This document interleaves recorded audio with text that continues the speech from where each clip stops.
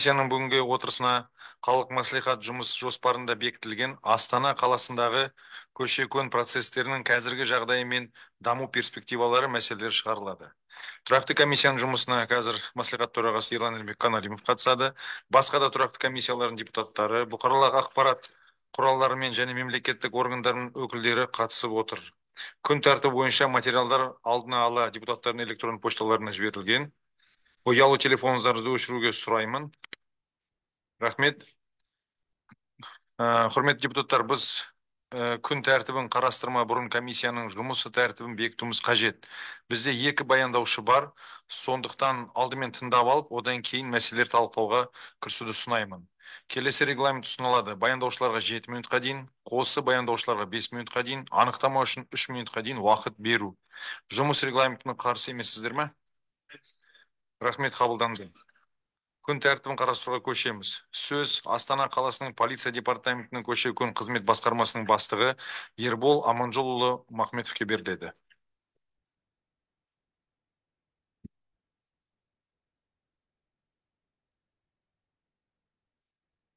Құрметті кеңесте қатысушылар, Елорда полицияның департаментінің көші-көн қызмет басқармасына жүктелген негізі міндеттері ұйым болып табылады.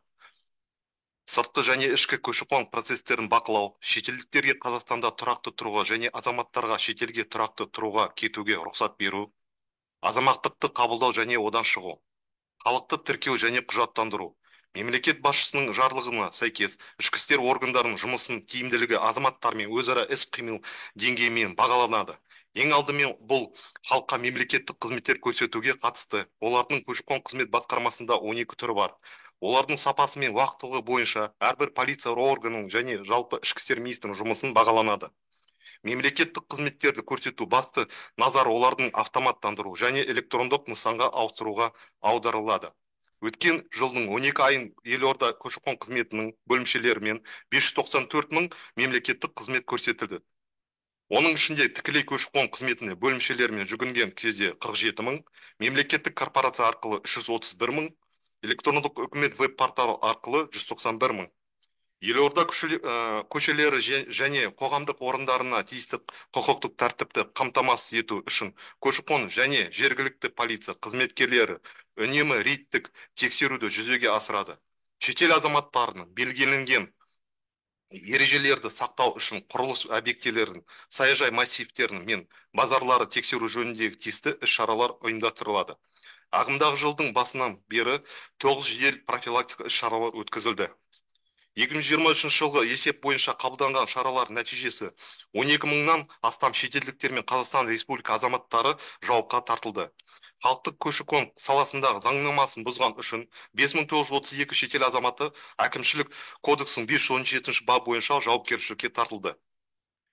Шетелдік азаматтар қабылдайтын жеке немесе заңды тұлғалардың заңнамасын бұзған үшін 1281 Қазақстан азаматы әкімшілік кодексінің 518 бабы бойынша жауапкершілікке тартылды. 117 жұмыс беруші әкімшілік кодексінің 519 бабы бойынша жауапкершілікке тартылды Қазақстан азаматтары. Қазақстан Республикасының 4278 азаматты тіркеусіз немесе жеке басын куәландыратын құжаттарсыз тұрғаны үшін әкімшілік кодекстің 492 бап бойынша әкімшілік жазалары тартылды. Азаматтық туралы заңнамасын бұзған үшін 61 шетел азаматы әкімшілік кодексінің 496 бабы бойынша жауапкершілікке тартылды. Бұдан басқа ауданаралық әкімшілік сот шешім бойынша елден 1152 шетел азаматы шығарылды. 1661 шетел азаматы полиция департаменті уақытша орналастыруға орындарына қамалды. 1542 шетел азаматтардың елде болу мерзімдері қысқартылды. Көші-көн қызметінің жүктелген негізі функция борышкерлерді, алимент төлемейтіндерді іздестіру және туыстық байланыстарды жоғалту болып табылады. Соттардың іздестіру жариялау туралы шешімдерден сәйкес аумақтық көші-көн бөлімдерінің жүзеге асырылады. Қазіргі уақытта Астана қаласы бойынша 660 адам іздестіріледі. Оның ішінде борышкерлердің 398 азамат, алимент төлемейтіндер 262 азамат. Бұл ретте іздестірудің жалпы пайызы өткен 85% құрады. Хочу остановиться Э, Итого за 2023 год, за 12 месяцев прошлого года, за оказание государственных услуг подразделением миграционных служб всего доход государству уплачено 4 миллиарда 443 миллиона тенге. Кроме того, за 12 месяцев прошлого года оштрафовано иностранных граждан и граждан РК на сумму 350 миллионов 670 тенге.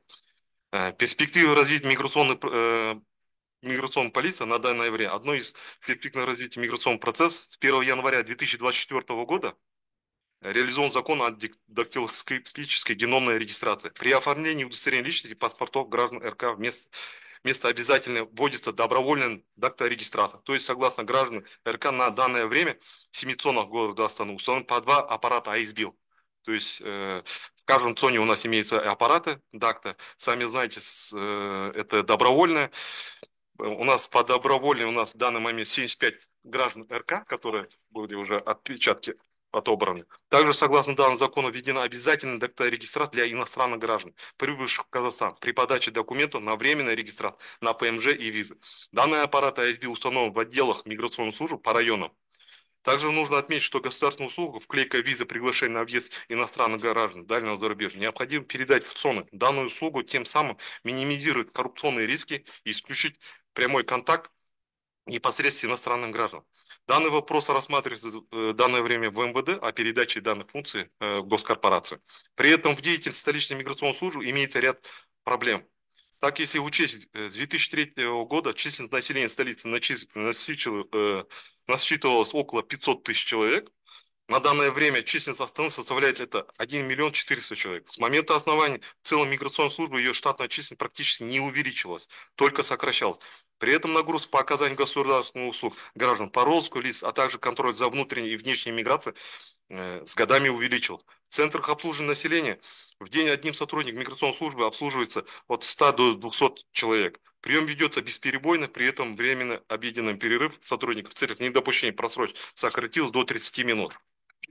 Кроме того, необходимо учитывать ближайший населенный пункт Астана.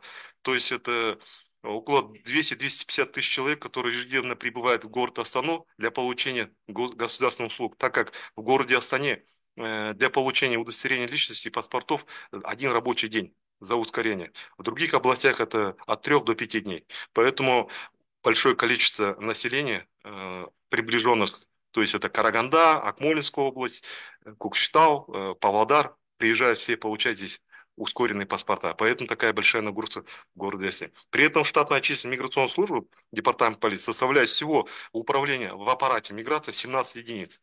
По районам это по 15, по 12 единиц. Тем самым в миграционной службе немаловажно отметить, что э, проблема идет скопление людей и жалоб со стороны граждан, так как у нас штатная единица не позволяет. Столица является центром притяжения с интенсивным развитием. На этом фоне выделяется проблема социальных адаптаций приезжих.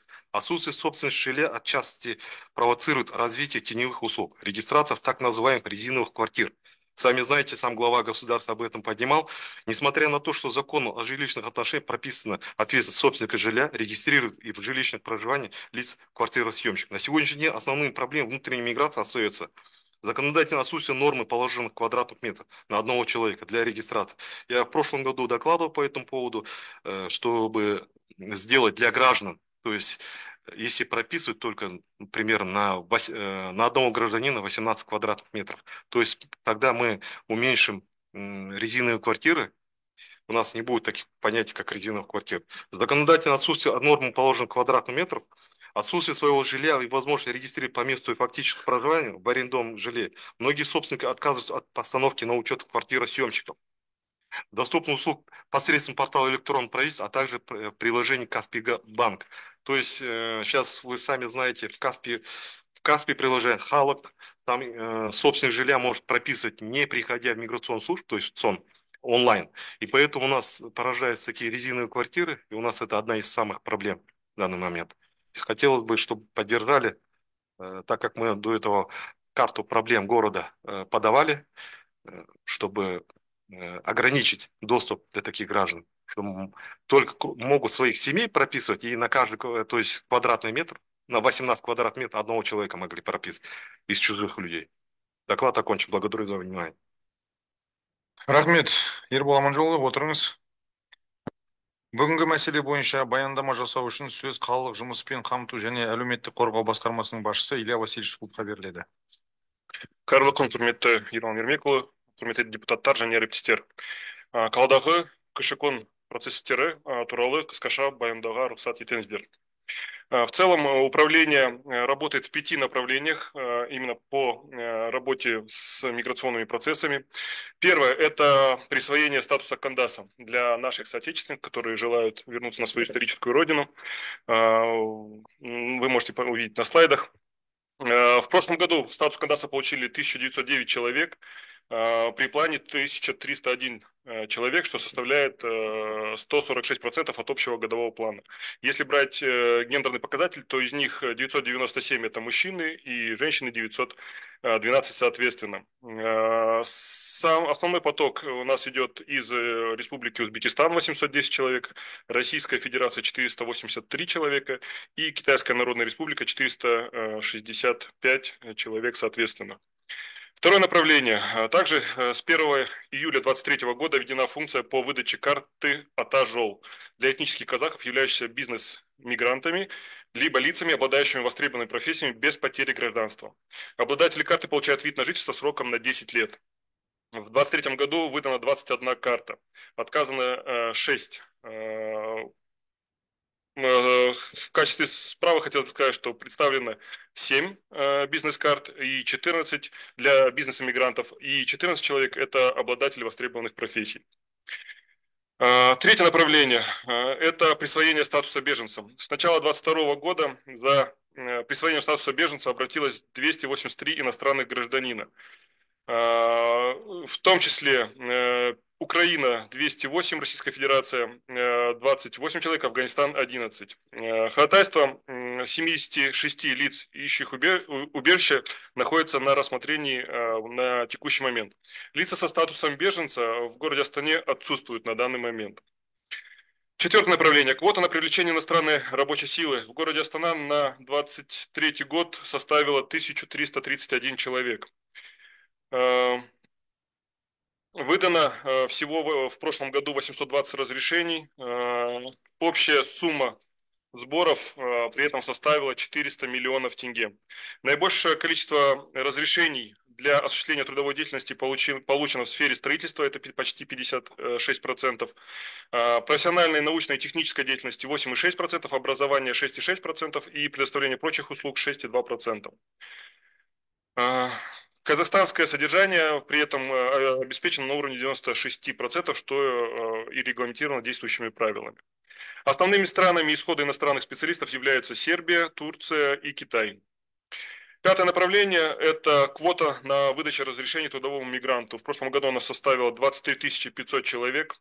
Всего выдано разрешений в рамках в этой же, ну, то есть в этом же количестве 23 500 человек, 100% исполнение, и продлено 9070 разрешений.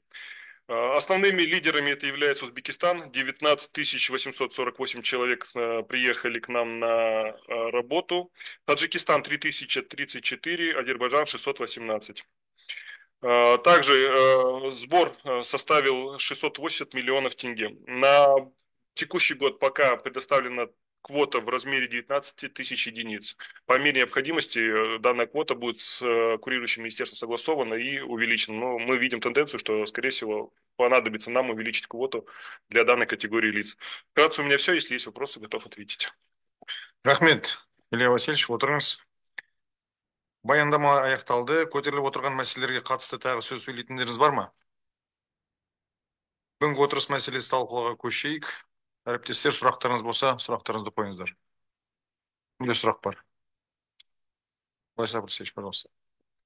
Иван Микич, мы вот обсуждали тогда у вас на совещании по закону о статусе столицы. Проблема вот этой фиктивной регистрации, которая возникает уже долгие годы, она потом и затрудняет процесс участия в электоральных кампаниях, когда сотни людей, прописанные по одному адресу, а фактически не проживают там. Поэтому, может быть, вот этот момент в рамках закона о статусе столицы, да, посмотреть, и как-то регламентировать, потому что он действительно потом влияет и сказывается на системе учета. Вот, и из года в год эта проблема не решается. Все. Рахмет. Сұрақтарыңыз бар ма? Келмесе обращайтесь. Депутат Адылбек, қайырлы күн, құрметті әріптестер. Мен бір үш мәселеге сұрағым бар еді. Бірінші, бізде осы миграция саласына басқарушы құжаттар бар. Ең біріншісі, біз анау күні осы мәслихатта ақырғы жиналыста Астананың 2023 жылға шейін стратегиясын бекіткенбіз. Оның ішінде 1/1-2 демографиядан бөліп бар. Демографиядан бұл жерде миграция шығып отыр. Өйткені ол жерде жазылған негізгі талдаудың нәтижесі бойынша негізгі бір қарадай негізгі міндеттерді қойып отыр. Бірінші міндет көші-қон донор аймақтары жағынан көші-қонды қысым табыс мөлшерімен байланысты сатылады. То есть будет повышаться давление миграционных процессов на наш регион в связи с тем, что там заработная плата и иные условия ниже в регионах. Поэтому сюда будут ехать. Вот это будет давить постоянно на наш город. Вот осыны айтып отыр. Осы мәселе бар. Сол тағы да екіншісін мен бәрін айта бермейін. Одан кейін Астананың даму жоспары бар. 2021-2025 деген. Біздің негізгі құжаттарымыздың біле қаланың дамуының. Ол жерде де мынау құқық қорғау органдарына нақты индикаторлар қойған. Ол екінші мәселе. Үшінші мәселе, мына біздің мемлекеттік бекіткен миграциялық саясаттың концепциясы бар 2023-2027 жылға. Оған оны бекіткен кезде бірден оның жоспарын қоса бекіткен. Соның орындалуы бұл 2022 жылы 30 қарашада 961 бұйрықпен бекітілген қаулымен. Оның орындалуы қандай болып жатыр? Одан кейін бізде мына мәслихатта кезінде біз 19 жылы осы ережені бекіткенбіз. Осы қаладағы миграциялық процестерді реттеу мәселесі бойынша. Оны мына жерде жаңа мен полицияның өкілінің несінде оқыдым. Бұны үй-сүзі басқармасы бізге бұны қысқартыңдар деп отыр. Мынау тұрақты деп отыр. Себебін дұрыс мен түсіне алмадым. Одан кейін бұлар өздері бір вице-премьердің несі бойынша бір жобасын істепті, оны үй-сүзі өткізбепті. Неге? Түсініксіз. Мынау құжат бойынша қандай проблемалар бар? Бұның орындау бойынша проблемалар бар ма, жоқ па? Мен осыны естімедім. Одан кейін ақырғысы бізде жаңағы комиссия бар осы әкімшілікте, жаңағы шетел жұмыс күшін бізге тарту бойынша, рұқсат беру бойынша. Бұл комиссияның жұмысы бойынша қандай қосымша мәселелер керек? Өйткені мен ойлап отырмын, егер біз бүгін миграциялық процестер тыңдап отырсақ, өте күрделі мәселе, біз біріншіден тәуекел мен қауіптерді қарауымыз керек. Риски и угрозы қандай бар бізге осы мәселелерден? Қалаға, өйткені жаңағы мигранттардың арасында неше түрлі болуы мүмкін. Жаңағы шетелдің қылмыс деген ізденуші, разыски болуы мүмкін. Одан кейін мынау террористік ұйымдардың мүшелері болуы мүмкін. Жаңа 19 мың ішінде Өзбекстаннан басқа жақтан келіп отқан. Ол мәселені қалай қарап жатырмыз? Қандай проблемалар бар? Біз осы жиналып отқанда сол проблеманы қандай біз жаңа екі тыңдаушыға сол мекемелерге қандай көмек бере аламыз қалаға? Сол мәселелерді естігім келген, бірақ өкінішке орай оны ести алмадым. Сол мәселелер болса, жазбаша бізге түсініктеме берсе, қазір айтып керек жоқ, жаңа мен айтқан нелер бойынша. Бір 7 күн керек па, 10 күн керек па, қандай жағдай болып отыр? Өйткені бізде жүйелік жетпей отыр. Екінші мәселе, жаңа полицияның баяндамасы бойынша мен анау ішкі істер министрдің сайтынан қарадым, мына миграция комитеті бар. Ол мемлекет бойынша қазір осы миграция күлді мәселеге жауапты сол комитет. Соның негізгі төрт қойып отқан өзінің міндеті бар. Жаңағы ішкі миграция, сыртқы миграция, одан кейін жаңағы азаматтық беру, иммиграция, одан кейін жаңағы мониторинг миграционных процессов и координация госуслуг дейді. Мына осы жерде мен мына полиция басқармасынан жазбаша жауап болса деймін. Бірінші, мынау ішкі миграция. Бұл біздің есеп дұрыс жүріп жатыр ма, жоқ па? Учет внутренней миграции. Біреулер айтады, жоқ дейді, біреулер бар дейді. Сол қалай жүріп жатыр? Ішкі миграцияның негізгі. Біз соны түсінуіміз керек, астына қалай келіп жатыр, кімнің келіп жатыр, қай өңір келіп жатыр. Өйткені мынау миграциялық процесті басқара білу, бұл біздің экономиканың өсімізге үлкен көмек болады. Егер біз соны басқара білсек, миграциялық процесті, онда біз анау өңірлерді бір-біріне сәйкестендіреміз. То есть выравнивать ситуацию в регионах, где хуже. Ол бір, екіншіден, ол региондарды біз жандандыра аламыз. Үшіншіден, адами капиталын ол жердегі жақсарта аламыз, ол жақтың. Ол егер бұл мәселелерді білесек. Екінші мәселе, мысалы, сыртқы миграция деп отыр, внешняя миграция.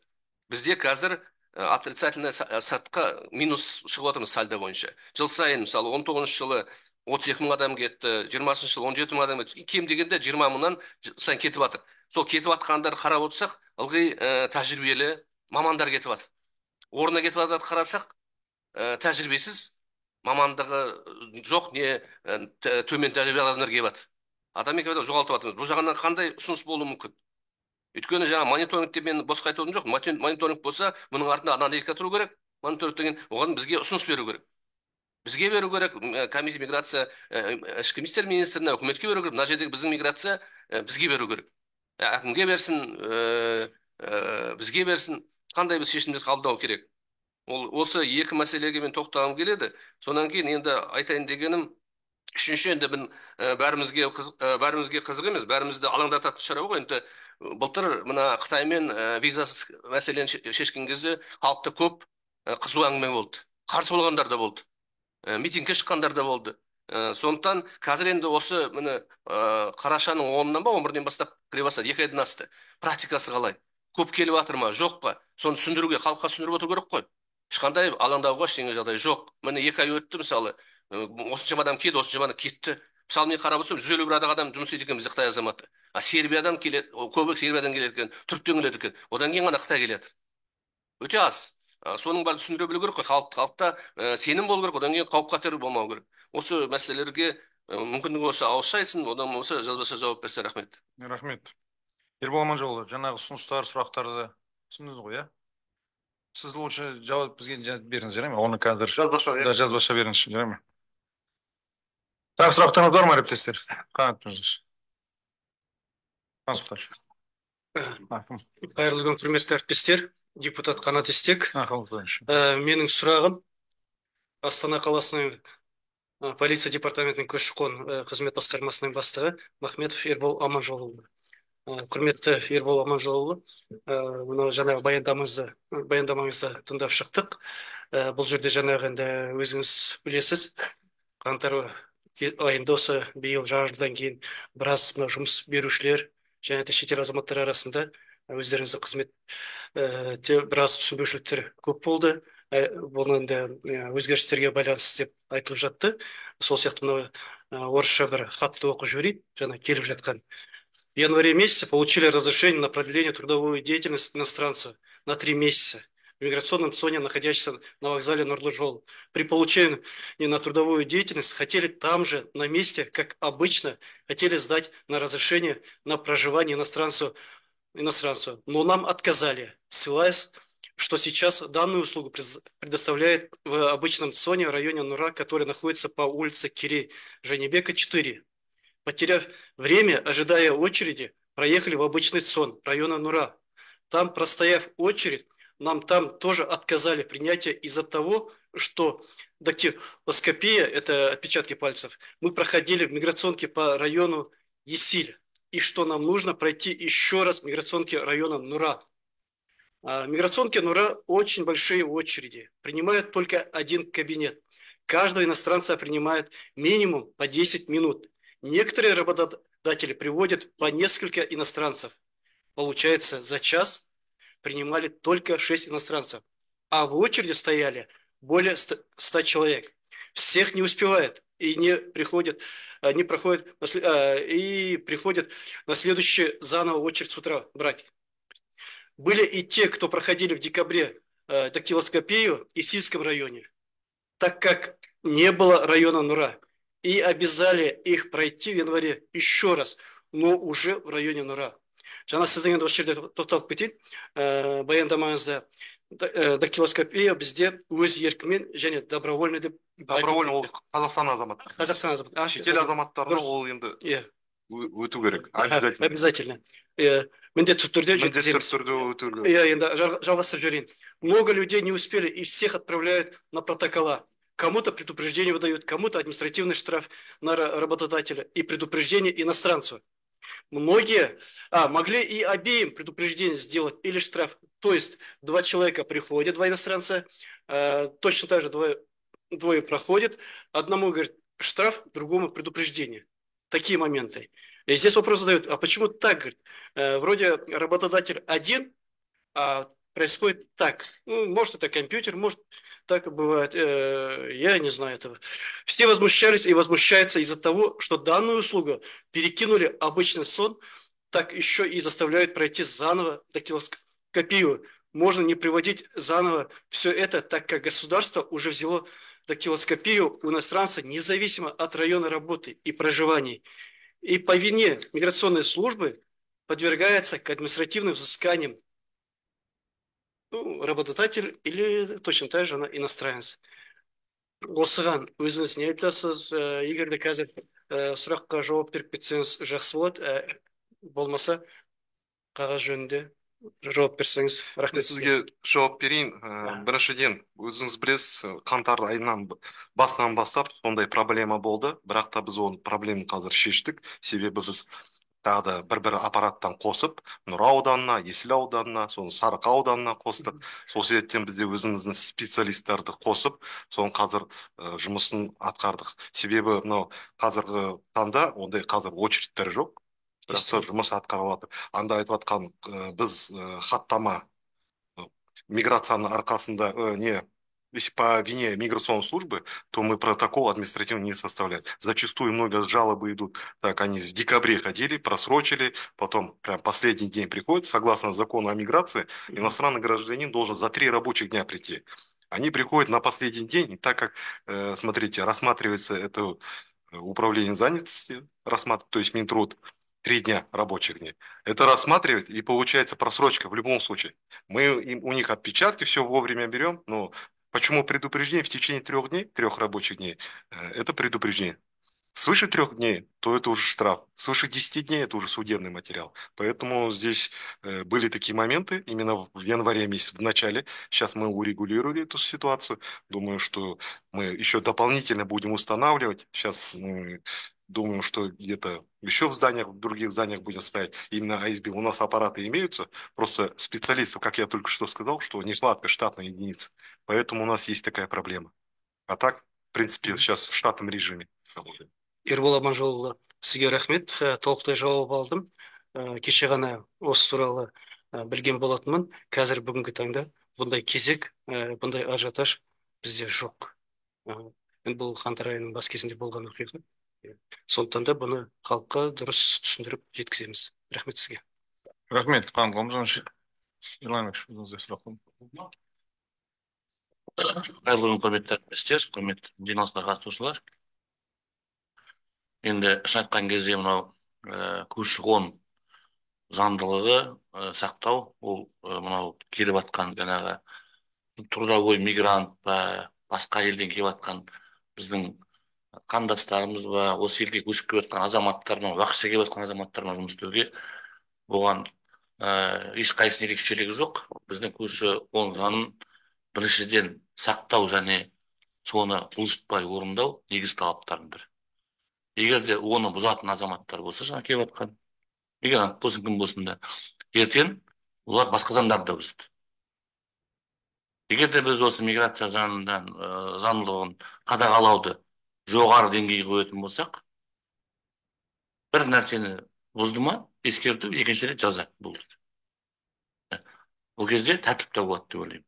Сондықтан да, я скажу, в этом вопросе у нас немножко не хватает жесткости. Не хватает, это надо признать, коллеги. Может быть, это не вина ваша, это может быть действующее законодательство, может, концепция наших, да, отношений. Но, честно сказать, не хватает жесткости. Потом много волокиты и бюрократии по этому вопросу.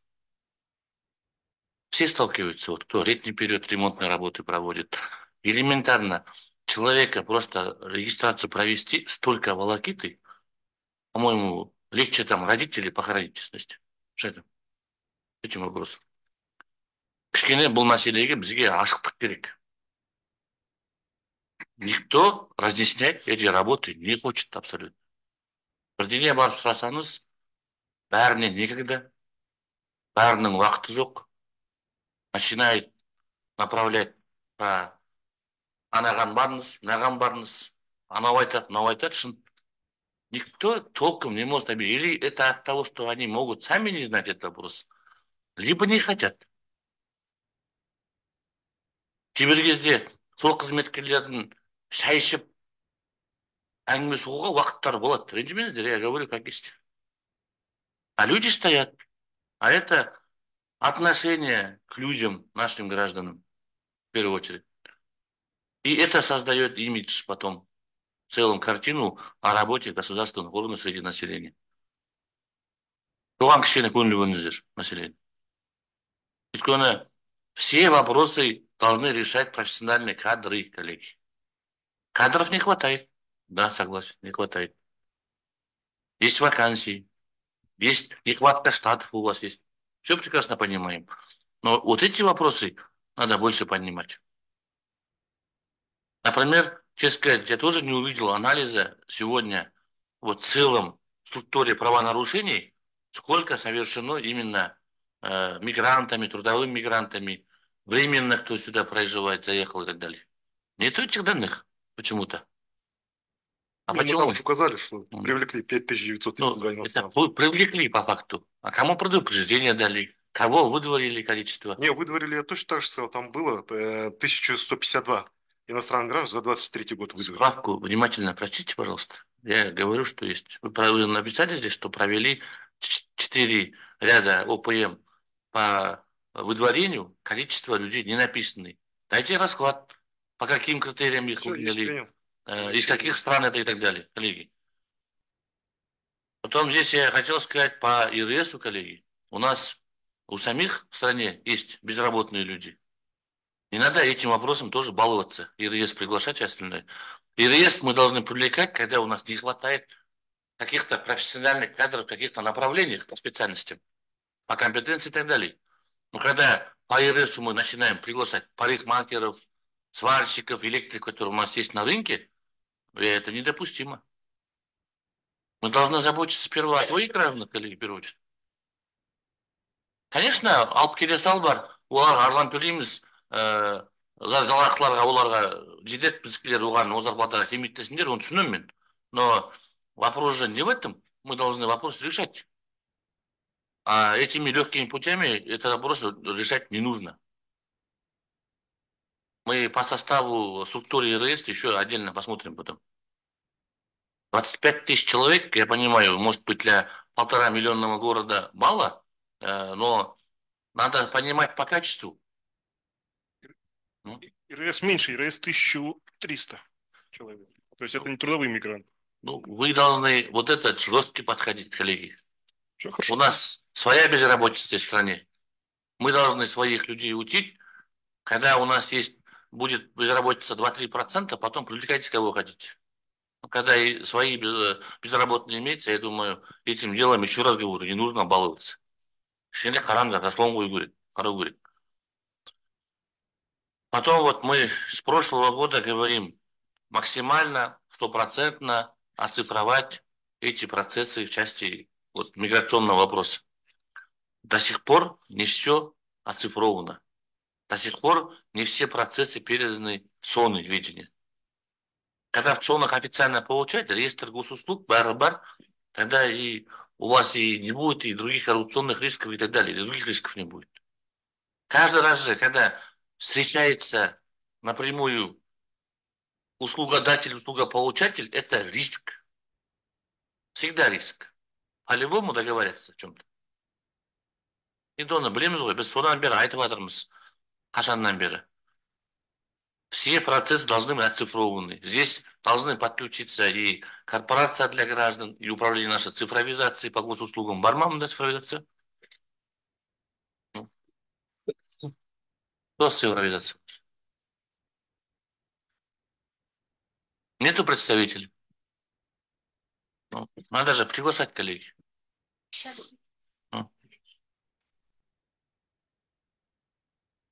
Вот сколько лет подряд не решается вопрос резиновых квартир.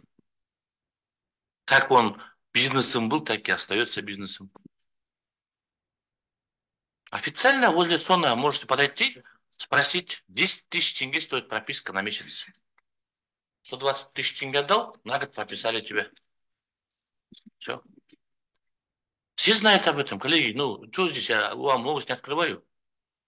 Но какие мы меры принимаем в решении этих вопросов? Никто не занимается. В основном пропиской занимается в многоквартирных жилых домах. Тогда, если люди прописывают, тогда пусть платят за них. Тоже говорили об этом. Никто не хочет принимать меры. Раз меры не хотят принимать, значит так выгодно, я думаю.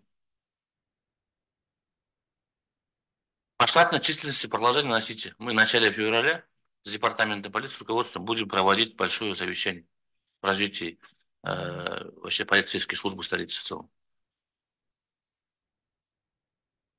Потом мы вот это вот насчет квадратных метров, то, что вы говорите, да, норма хорошая была, но эта инициатива должна идти со стороны МВД. Мы уже этот вопрос поднимали неоднократно, да. По этим резиновым квартирам мы, честно говоря, ежедневно работу проводим. Участковыми инспекторами ежедневно составляется по квартира. Официальные бумаги, позиции МВД по вопросам квадратных метров ни Мажилис, ни Сенат не поступало, коллеги. Если нужно, давайте мы инициируем, несем это официально.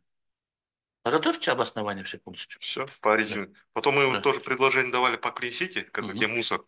Потому что мы неоднократно, помните, это была практика в 2019 году, мы через Клин-Сити, вот именно резиновые квартиры, мы им за счет мусора, там прописано 600 человек, там примерно на каждый человек платит, я не помню, то ли 300 тенге, и она определенная сумма. И там они судились, после этого Клин-Сити, получается, перестал. А до этого мы вот в карту проблема тоже вносили было, чтобы через Клин-Сити могли начислять, вот у кого сколько прописано, тем более в Акимате есть же база ГБДФЛ, где видно тоже сколько прописано.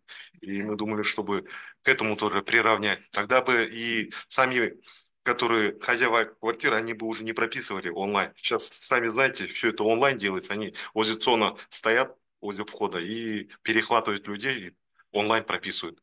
Поэтому здесь это и есть проблема, конечно. Это мы в карте проблем указывали. Карту проблем отдельно покажете это. Да. Теперь у нас вот вопрос. Мы до 2004 года официально разрешали прописки в офисах и в адом зданиях. Потом где-то этот вопрос снялся, да, убрали, по-моему, запрет был. Да, запрет. Да. Сейчас оно действует или не действует? Да, действует запрет. Это не жилые помещения, это также дачные общества входят туда.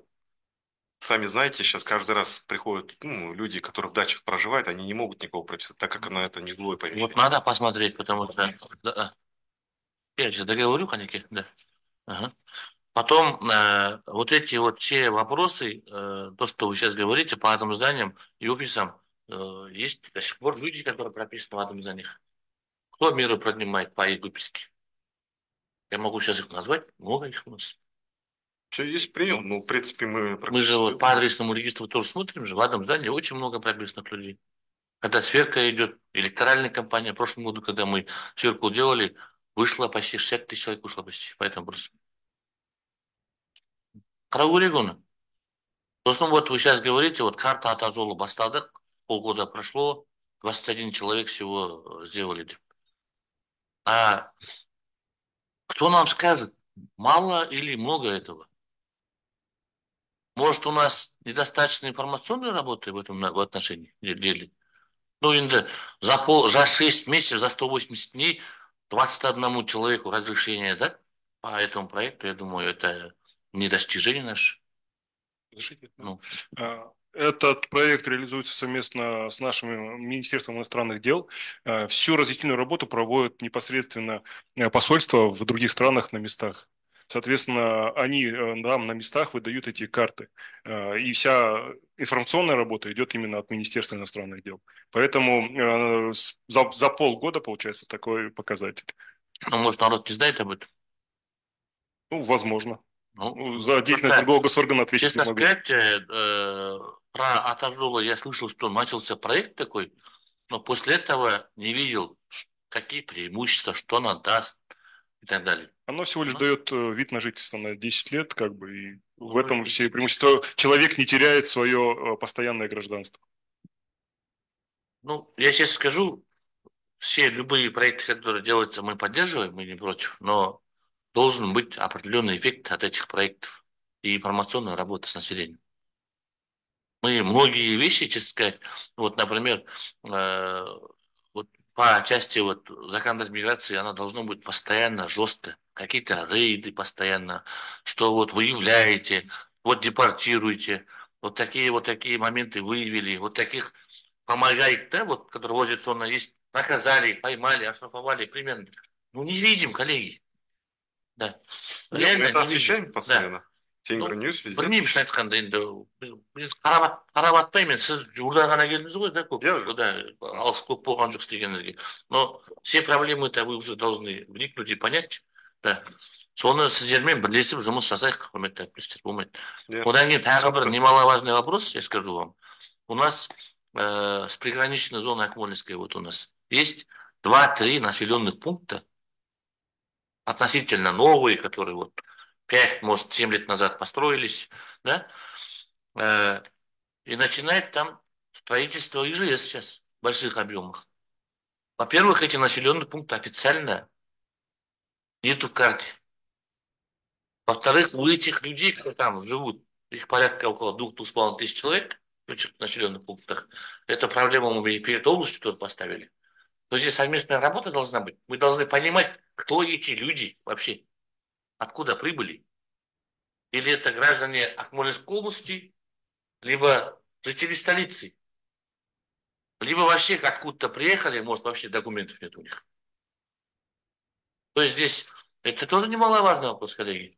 Мы этих людей начинаем вспоминать, когда электоральная кампания или что-то еще. Болды все. Или прописка там, учет, статистика там ведет, да? Болды. А завтра любой этот поселок превратится в жилой массив численностью 3-4-5 тысяч человек, там вопросы будут завтра по дорогам, по социальным объектам, по медицине, по образованию и все остальное. То есть мы должны с учетом нашего генплана, плана агломерации, корректировать планы миграционных и демографических процессов тоже, как Индикич сказал. Очень дұрыс. Миграция – это основа. Әр халық өзіне жақсы қолайлы жер таңдайды. Вы не запретите это. Это по миру миграция идет, не то, что настолько внутри. Сондықтан да мы здесь должны четко понимать нашу миссию, роль и задачи. Что поддерживается, что не поддерживается деген сияқты. Бүгінгі есептерімізді тыңдадық, жатқанда одни сухие цифры, у меня жатқанда полноты нету немножко. Сізге сәттілік тілейміз. Рахмет, Иван Ильич. Уважаемые коллеги, я сейчас на все вопросы, я думаю, вы письменно ответите, да? Да. Ермол Манжелович. У меня 2 вопроса, коллеги. Вот мы неоднократно это говорим. Вот сейчас в вашем докладе прозвучало, что 200-250 тысяч у вас ежедневно идет миграция, правильно, да? Ну, это по статистике. Мы в прошлом году, когда делали... Это вот прошлого... Да, потому что здесь вопрос стоит, как я говорил, приграничные все. Взять... Я почему вас... Я понял вас. Это у вас устаревшие цифры. Мы неоднократно сами, коллеги, поднимали вопрос. В прошлый раз мы говорили, что национальная безопасность о том, что зараженное мясо возится в город. Раз. Сегодня мы говорим о том, что в столицу привозятся наркотики. 2. Третье, вы сейчас нам, Кенебай Сарбаевич, сказал, что с южных регионов там или еще откуда-то заезжают лица там, мы не знаем их там прошлое и так далее, и так далее. Сегодня из вас никто, ни начальник УБН, ни вы не подняли вопрос о том, что нам уже пора поставить блокпосты на наших выездах и заездах в наш город. Сегодня в 4-5 направлениях есть у нас блокпосты. Почему мы этот вопрос не поднимаем? Скажите, пожалуйста. Блокпосты, это данный вопрос на рассмотрение. Уже начальник департамента этот вопрос поднял перед министром. В принципе, министр внутренних дел, я думаю, что одобрит по этому поводу. Надо быстрее ставить вопрос именно вот этих блокпостов. Вы прекрасно об этом знаете.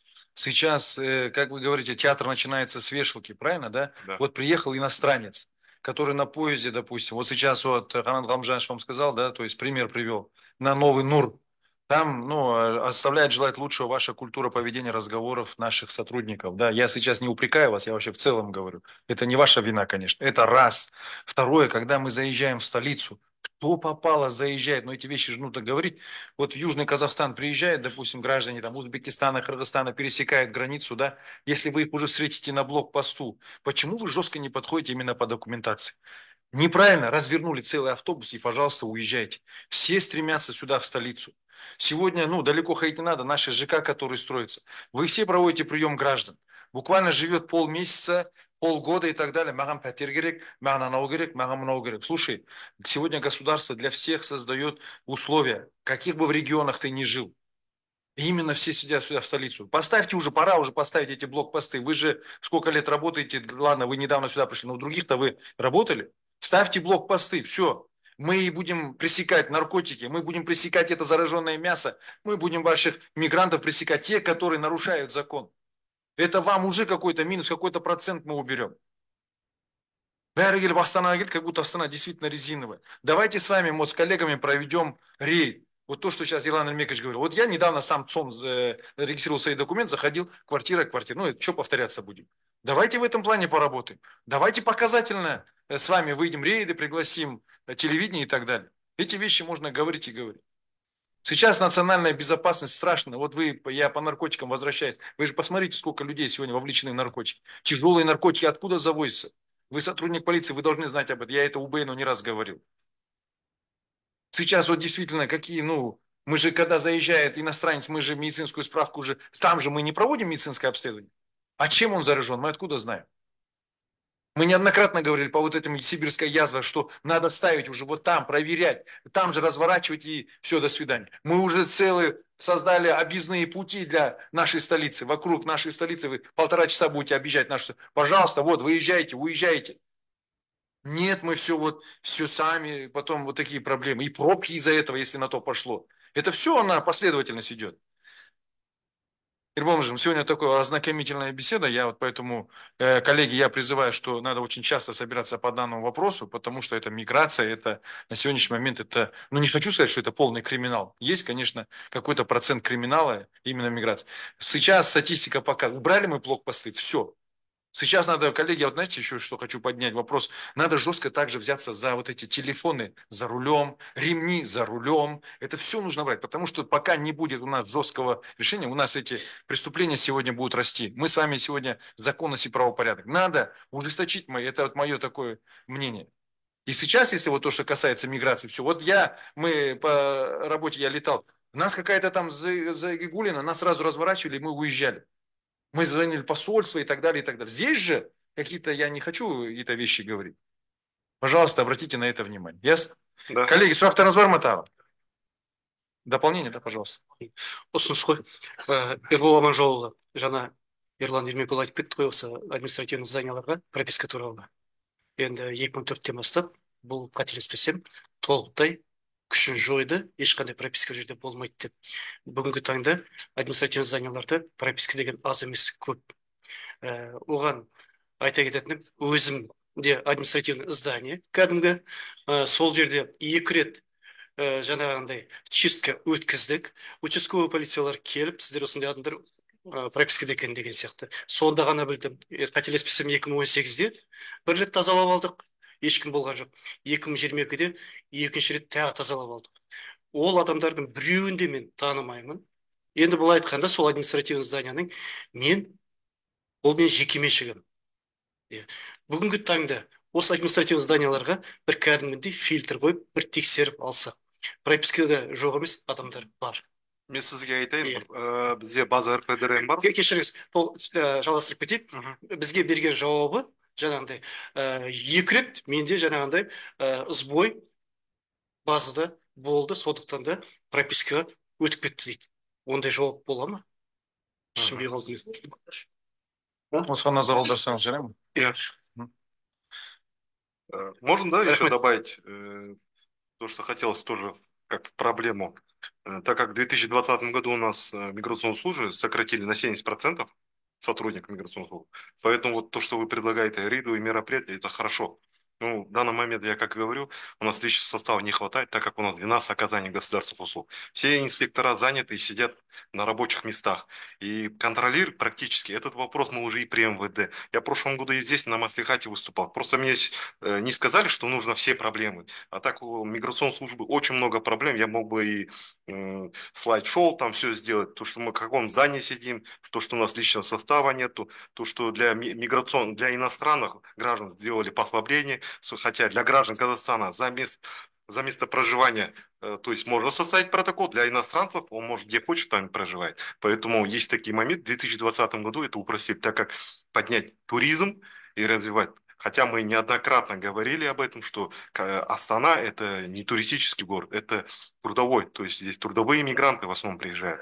Приезжают все на заработки. У нас Внутренний и есть внешний деловой мигрант. туризм, поэтому мы у вас услышали, проблема она есть, поэтому давайте Да, в сейчас не следующий будем раз я Да. полностью подниму. Я извиняюсь, вот коллеги подошли, вы откуда?